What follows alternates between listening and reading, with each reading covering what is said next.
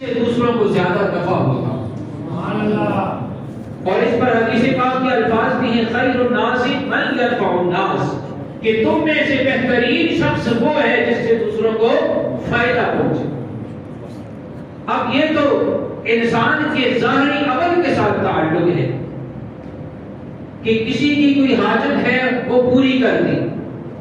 تو حاجت پوری کرنے پر اللہ رب العزت کے ہاں اس کو محبوبیت کا درجہ مل جاتا ہے. کسی کا کسی بھی قسم کی ساری حاجتیں آپ اپنے ذہن میں لے کے آئے تو ساری حاجتوں کو کسی کی مدد کے طور پر پورا کرنے والا یا جسمی طور پر اچھائی کی طور پر پورا کرنے والا حضور نے فرمایا وہ اللہ کا محبوب بنتا ہے. وقت کی قلت ہے اس لیے میں مختصر آگے جا رہا ہوں. اور پھر عمل کون سا محبوب ہے؟ تو رسول اللہ صلی اللہ علیہ وآلہ وسلم ارشاد فرماتے ہیں احب الاعمال الی اللہ تعالی سرور یدخلہ علی مسلم، کہ اعمال میں سب سے بہترین عمل وہ ہے کہ جب آپ کسی انسان کی مدد تو کرتے ہیں لیکن مدد کے ساتھ ساتھ آپ اپنی ایکٹیویٹی سے ایسا اس کو مطمئن کرتے ہیں کہ اس کے چہرے پر خوشی کے آثار نمایاں ہو جاتے ہیں. آپ کی اس کام کرنے کے ساتھ ساتھ جو آپ کی حالت ہوتی ہے، جب بندہ آپ کی اس حالت کو، وجہ کو، چہرے کو، آثار کو دیکھتا ہے وہ ظاہراً اور باطناً خوش ہو جاتا ہے. یہ عمل ہے اللہ رب العزت کو سب سے زیادہ محبوب. اسی لیے حضور صلی اللہ علیہ وسلم نے فرمایا کہ تم جب اپنے بھائی سے ملاقات کرتے ہو تو خندہ پیشانی کے ساتھ کیا کرو. اور پھر حضور صلی اللہ علیہ وسلم نے ارشاد فرمایا لا تحقرن من المعروف شیئا، کسی بھی اچھی بات کو کبھی حقیر نہ سمجھنا، کسی بھی اچھے کام کو کبھی حقیر نہ سمجھنا. اس لیے ولو ان تلقى ولو ان اخاك اپنے اگرچہ اپنے بھائی کے ساتھ خندہ پیشانی کے ساتھ ملاقات ہی کرنا. آپ اس کو کھلا کچھ نہیں سکتے، پلا کچھ نہیں سکتے، اور کوئی تعاون نہیں کر سکتے، لیکن آپ اس سے اس انداز میں ملتے ہیں کہ وہ ملتے ہی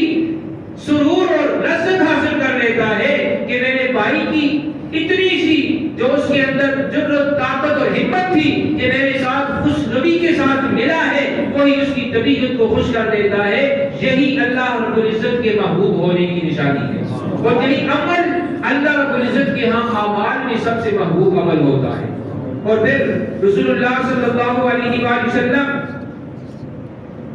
ان اعمال سے اب پتہ کیا چلتا ہے کہ اب کوئی بھی عمل ہے نا، آپ اس کو اپنے گھر سے شروع کریں، اپنے بچوں کے ساتھ اچھے اخلاق کے ساتھ، اپنے ماں باپ کے ساتھ، اپنے بہن بھائیوں کے ساتھ، اپنی زوجہ کے ساتھ، یہاں سے شروع کریں. کیونکہ اقرب فالاقرب، کیونکہ سب سے پہلے اپنا قریبی ہے، پھر اس کا قریبی ہے، پھر اس کا قریبی ہے، پھر اس کا جاتے جاتے جاتے معاشرے میں آپ کا پڑوسی ہے، دکان میں آپ کا پڑوسی ہے، آپ کا تجارت کے اندر جو تعلق دار ہے، جو آپ کے ساتھ حصہ دار ہے، اس طرح آپ کے تعلقات آگے جاتے رہیں گے. اللہ رب العزت کی بارگاہ میں جتنا حسن سلوک کے ساتھ آپ چلتے رہیں گے اتنی محبوبیت آپ کو ملتی رہے گی، آپ کو خود بھی اور آپ کے عمل کو بھی. تو یہ ہے اخلاق اور یہ ہے پیار و محبت جو رسول اللہ صلی اللہ علیہ وسلم نے ہمیں سکھایا. اور اس کے کرنے میں اللہ کی بارگاہ میں محبوبیت انسان کی خود بھی بن جاتی ہے اور اس کے عمل کی محبوبیت بھی اللہ کے ہاں ہو جاتی ہے. اور پھر میرے آقا صلی اللہ علیہ وآلہ وسلم تیسرے نمبر پر ارشاد فرماتے ہیں وَيَكْشِفُ عَنْهُ الْكُرْبَةَ، کہ وہ شخص جو کسی کے غم کو دور کر دیتا ہے. کوئی مشکل کسی میں آتی ہے، کوئی تکلیف آتی ہے، اس کو جب دور کرتا ہے اللہ رب العزت کے ہاں وہ محبوب ہو جاتا ہے. عمل اس کا کیا ہوتا ہے؟ اس کی تکلیف کو دور کرنے والا. وہ جانی طور پر ہے، وہ مالی طور پر ہے، وہ پیسوں کی صورت میں ہے، وہ چلنے کی صورت میں ہے، وہ جانی مدد کی صورت میں ہے، جیسی بھی ہے. لیکن جب ایک مسلمان نے دیکھا کہ میرا دوسرا مسلمان بھائی تکلیف میں ہے، اس کی تکلیف کو اس سے دور کیا، اللہ رب العزت کے ہاں محبوب بن گیا اور اس کا عمل بھی اللہ کو پسند ہو گیا. اور پھر آگے اللہ رب العزت کے پیارے حبیب میرے اور آپ کے آقا فرماتے ہیں وَتَقْضِي عَنْهُ دَيْنًا، ایسا شخص جو کسی سے اس کا قرض اتار لیتا ہے، ایسا شخص جو قرضدار سے اس کے قرض کو رفع کر دیتا ہے، پیارے آقا صلی اللہ علیہ وسلم ارشاد فرماتے ہیں وہ شخص اللہ کے ہاں دوسروں سے محبوب ہوتا ہے، اللہ کو لوگوں میں سب سے زیادہ پسند ہو جاتا ہے۔ کیوں؟ کہ اس نے وہ عمل کیا ہے کہ جس عمل کی وجہ سے ایک بندے کو راحت، سکون اور چین مل گیا ہے۔ کیوں؟ کہ پیچھے رسول اللہ صلی اللہ علیہ وسلم نے شہید تعریف فرمائی ہے ای الاعمال، کہ اس کا ایسا عمل کہ جس عمل کی وجہ سے دوسرے کو سرور مل جائے۔ اب قرض دار کا قرض اتارا تو جس پہ قرض تھا اس کی جان قرض سے چھوٹی، اس کو دلی چین ملا، سکون ملا، راحت ملی، اس راحت کا نام ای الاعمال ہے۔ یہ عمل اللہ کو زیادہ پسند ہے۔ اور پھر میرے آقا صلی اللہ علیہ وآلہ وسلم ارشاد فرماتے ہیں وَتَتْرُكُ عَنْهُ جُوعًا، بھوک تو ہر کسی پہ ہوتی ہے، ہر کوئی سارے بازار اپنے پیٹ کی خاطر سزائیں لگاتا پھرتا ہے، لیکن اس بھوک کو مٹانے والا اللہ کا محبوب بننے والا کوئی ہوتا ہے۔ ہر کسی کو اللہ رب العزت نے توفیق نہیں دیتا، کیونکہ اللہ رب العزت جسے پسند فرماتا ہے اس کے اپنے ہاتھ چن لیتا ہے۔ فرمایا کہ جو کسی کی بھوک کو دور کرتا ہے، جو بھوکا سزا لگاتا ہے اپنے پیٹ کی بھوک مٹانے کے لیے، پیاس مٹانے کے لیے، اپنے پیٹ کو بھرنے کے لیے، اور جو اس کے پیٹ کو بھر کر کھانا کھلا دیتا ہے، رسول اللہ صلی اللہ علیہ وسلم فرماتے ہیں ای الناس احب الی اللہ، لوگوں میں وہ سب سے زیادہ محبوب اللہ کو ہو جاتا ہے۔ کس سے؟ اس عمل سے کہ جس عمل کی وجہ سے اس کی بھوک مٹی ہے۔ وہ کیا تھا؟ اس کو کھانا کھلا۔ اور حضور صلی اللہ علیہ وسلم کی بارگاہ میں سوال ہوا ای الاسلام خیر، کون سا اسلام بہتر ہے؟ اس کے جواب میں ایک جملہ حضور نے یہ فرمایا کہ تطعم الطعام، یہ کہ تم لوگوں کو کھانا کھلاؤ۔ یہ اسلام کی بہترین ایک مثال میرے آقا صلی اللہ علیہ وسلم نے بیان فرمائی ہے۔ اور پھر آگے میرے آقا صلی اللہ علیہ وآلہ وسلم نے ارشاد فرمایا وَمَنْ كَفَّ غَضَبَهُ سَتَرَهُ اللَّهُ عَوْرَتَهُ، اللہ رب العزت نے بندوں کے اندر کئی خصلتیں رکھی ہیں، کسی کے اندر خوبی ہوتی ہے، کسی کے اندر خامی ہوتی ہے، کئی خوبیوں میں اتنا بڑھ کے ہوتا ہے کہ اس کی مثال دوسرے دائیں بائیں والے دیتے ہیں، اتنا اچھا، اتنا نیک، اتنا سخی اور اتنا خطہ پیشانی رکھنے والا، اور کسی کی برائی کا لوگ دور دور تک تذکرہ کرتے ہیں، لیکن ہونا یہ چاہیے کہ اچھائی ہی بیان کی جائے،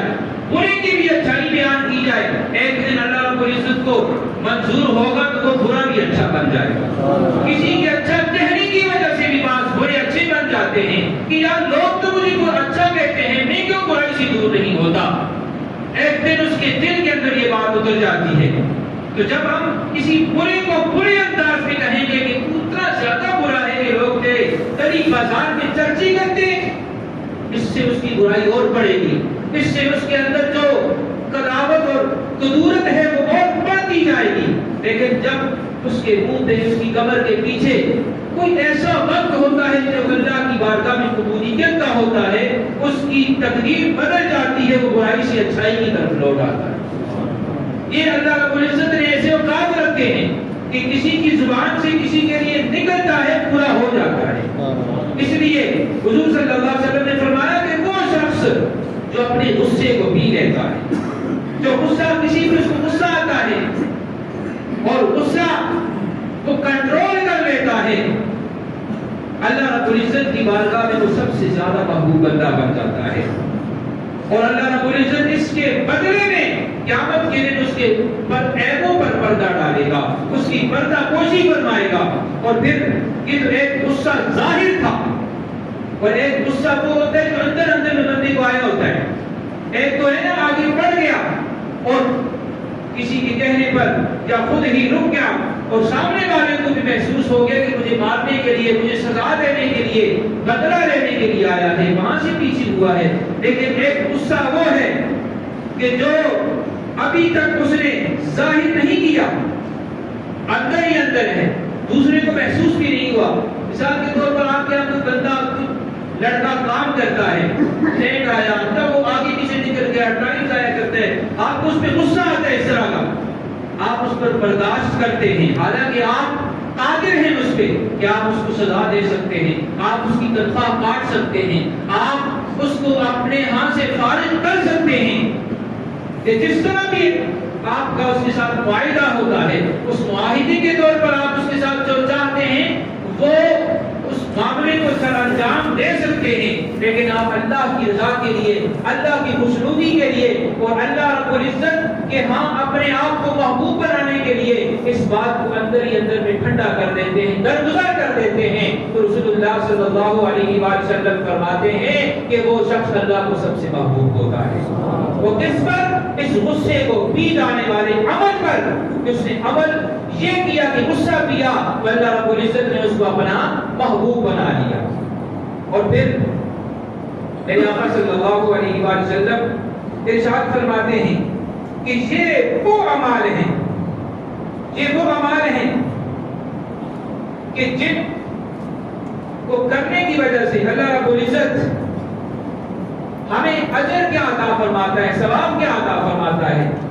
ذرا سماعت فرمائیں کہ میرے آقا صلی اللہ علیہ وسلم نے فرمایا کہ یہ سارے کام جو کہ حاجت روائی کے ہیں، کسی کا قرض اتار دینا، کسی کو کھانا کھلا دینا اور غصہ آ جائے تو درگزر کر لینا، ہاں کسی کے ساتھ چل کر اس کی حاجت کی طرف چلے جانا، یہ سارے کے سارے کام حاجت روائی کے ہیں۔ حضور صلی اللہ علیہ وسلم ارشاد فرماتے ہیں کہ جو بندہ دنیا میں کسی کی حاجت کو پوری کرتا ہے، کل قیامت کے دن جہاں پہ ہر بندے کے قدم لڑکھڑا رہے ہوں گے، وہ نفسی کے عالم میں ہوگا، پریشانی کے عالم میں ہوگا، وہ اللہ رب العزت کے قہر اور غضب کے خوف میں مارا پھرتا ہوگا، لیکن وہ بندہ جس نے دنیا میں رہ کر کسی کی حاجت روائی کی ہوگی، کسی کے لیے ایک قدم اٹھایا ہوگا، کسی کے ساتھ چل کے گیا ہوگا، قیامت کے دن اس کے قدم لڑکھڑائیں گے نہیں بلکہ ثابت کرتی اللہ رب العزت کا فرمائے ان کاموں کی بدولت، کیونکہ اللہ کی محبوبیت کو اس نے حاصل کر لیا ہوگا، اللہ کا محبوب ہوگا، تو جو اللہ کے محبوب ہوتے ہیں ان کو دنیا میں کوئی حزن نہیں ہوتا اور آخرت میں بھی کوئی غم نہیں ہوتا، کیونکہ اس نے کام ہی اللہ کی رضا کے لیے کیا ہوتا ہے، اللہ کو خوش کرنے کے لیے کیا ہوتا ہے، کسی سے کوئی تحفہ، کسی سے کوئی صدق، کسی سے سرٹیفکیٹ لینے کے لیے نہیں بلکہ اللہ کی بارگاہ سے اجر و ثواب کے لیے کیا ہوتا ہے۔ اور پھر ان کاموں میں حضور صلی اللہ علیہ وسلم کی زبان سے ہمیں کیا بشارت ملتی ہے؟ میرے آقا صلی اللہ علیہ وآلہ وسلم ارشاد فرماتے ہیں کہ جو کسی کی حاجت کے لیے ایک قدم اٹھاتا ہے، یہاں سے میٹرو تک تو 1000 قدم بن جائیں گے، یہاں سے فیض آباد تک جائے تو 1000، جتنا دور جائے اتنے قدم، لیکن میں ایک قدم کی فضیلت جو میرے آقا صلی اللہ علیہ وسلم نے اسی حدیث میں بیان فرمائی ہے کہ جو ایک قدم کسی کی حاجت روائی کے لیے اٹھاتا ہے، میرے آقا صلی اللہ علیہ وسلم نے ارشاد فرماتے ہیں کہ مسجد نبوی کے اندر میری مسجد میں ایک مہینے کا اعتکاف بیٹھنے سے زیادہ اللہ اور اس کے رسول کی بارگاہ میں اس پر ثواب عطا ہوتا ہے۔ اس کی فضیلت میری مسجد میں ایک ماہ اعتکاف بیٹھنے سے کہیں زیادہ اللہ اور اس کے رسول کی بارگاہ میں ہے۔ تو میرے دوستو، جتنا ہو سکے کسی کی حاجت روائی کرتے رہنا، کسی بھوکے کو کھانا کھلانا، ہو سکے تو کسی کا قرض اتار نہیں سکتے لیکن کسی نے آپ کو دینا ہے لیکن وہ مجبور ہے، آپ چھوڑ بھی نہیں سکتے، تو کم از کم نرمی کا معاملہ اختیار کریں، کم از کم اس کو برا بھلا نہ کہیں، اس کو ڈانٹ دینا، اس کو اپنے معاشرے میں، محلے میں، گلی میں بے عزت نہ کریں، رسوا نہ کریں، ذلیل نہ کریں، اس پر اللہ رب العزت کی ہاں تمہاری محبوبیت ہو جائے گی اور تمہارا یہ عمل تمہارے اعمال میں اللہ کو سب سے زیادہ محبوب ہو جائے گا۔ اور پھر آگے میرے آقا صلی اللہ علیہ وآلہ وسلم کی بارگاہ میں عرض کیا گیا، یا رسول اللہ صلی اللہ علیہ وآلہ وسلم، بلکہ حضور نے خود فرمایا اپنے صحابہ کو، اتدرون من المفلس، کیا تم صحابہ تم جانتے ہو کہ مفلس کون ہے؟ صحابہ کرام نے عرض کیا، المفلس فینا من لا درہم ولا متاع، یا رسول اللہ ہمارے درمیان مفلس وہ ہوتا ہے کہ جس کے پاس پیسے اور مال و دولت نہ ہو، میرے آقا صلی اللہ علیہ وسلم نے ارشاد فرمایا ان المفلس من امتی من یاتی یوم القیامت صلاۃ وزکاۃ وصیاما، کہ میری امت قیامت کے دن نمازوں کے ساتھ آئے گی، روزوں کے ساتھ آئے گی، زکاتوں کے ساتھ آئے گی، وَيَأْتِي قَدْ شَتَمَ، لیکن ان میں ایسے بھی ہوں گے جو کسی کو گالیاں دینے والے ہوں، ایسا بھی شخص ہوگا جس نے کسی کو گالی دی ہوگی۔ اور پھر حضور نے فرمایا وَيَأْتِي قَذَفَ هَذَا،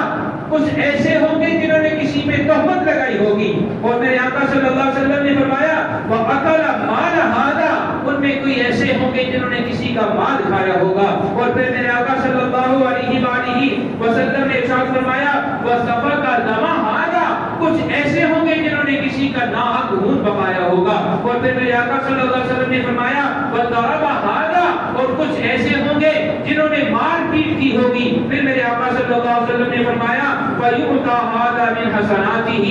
هَذَا مِنْ حَسَنَاتِهِ، یہ جو جس کو مارا ہوگا، جس کا حق کھایا ہوگا، جس کا مال ہڑپ کیا ہوگا، جس پہ ظلم کیا ہوگا، ان ساروں پہ اس کی نیکیاں تقسیم کر دی جائیں۔ وہ تو پیچھے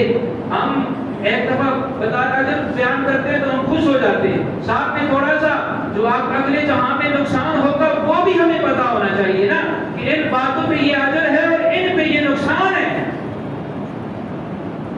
ہماری نماز ہے، اللہ کی بارگاہ میں ہم قبولیت کے لیے ادا کرتے ہیں، ٹائم ہونے والا ہے، آخری الفاظ ہیں، لیکن حضور فرماتے ہیں نمازیں بھی ہوگی، زکاتیں بھی ہوگی، صدقے بھی ہوگی، سارا کچھ ہوگا، لیکن گالیاں بھی دی ہوگی اور بھی ایسے عمل بھی ہوں گے، لیکن جب ان کے بدلے کے طور پر اس کی ساری نیکیوں سے دے دی جائیں گی تو پھر کیا ہوگا؟ فَإِن فَنِيَتْ حَسَنَاتِهِ قَبْلَ أَن يُقْضَى مَا عَلَيْهِ، اس کی ساری نیکیاں ختم ہو جائیں گی، حالانکہ اس پہ اس کے ذمے کے گناہ بھی باقی ہوں گے، ابھی گناہ باقی ہوں گے لیکن نیکیاں ختم ہو جائیں گی۔ اُخِذَ مِنْ خَطَايَا فَطُرِحَتْ عَلَيْهِ، اس